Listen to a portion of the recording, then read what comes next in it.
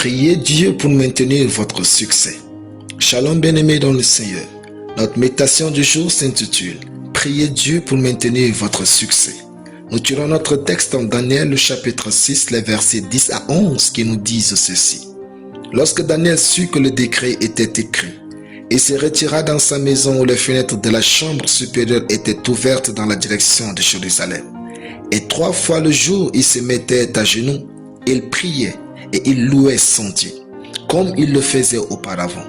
Alors ces hommes entrèrent tumultueusement et ils trouvèrent Daniel qui priait et invoquait son Dieu. Alléluia. Daniel est un homme politique, mais il trouvait du temps pour prier. Ses collègues voulant saboter sa vie ont fait promulguer une loi royale interdisant la prière sous peine de mort.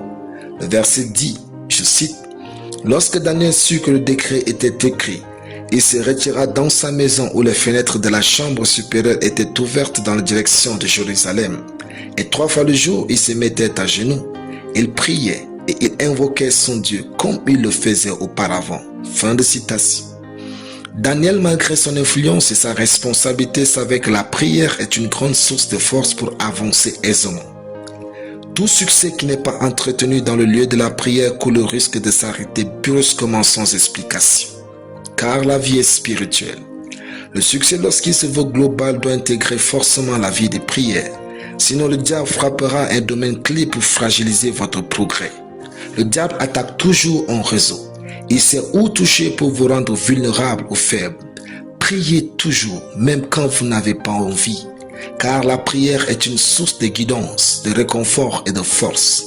Frère, l'importance de la prière n'est pas toujours l'exaucement, mais le fait que Dieu éduque votre esprit et redresse vos désirs dans le lieu de la prière, afin de vous positionner dans la bonne direction de la vie. Ne vous découragez jamais de prier.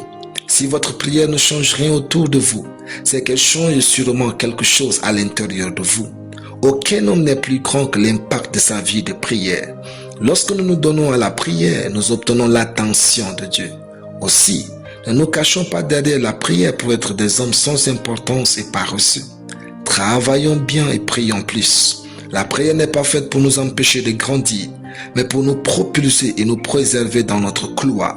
Si vous savez prier, Dieu va se manifester. Priez pour maintenir tout ce que Dieu vous a donné. Alléluia. Prions. Merci Père pour ta parole. Je déclare que la restauration complète de ma vie de prière au nom de Jésus. Amen.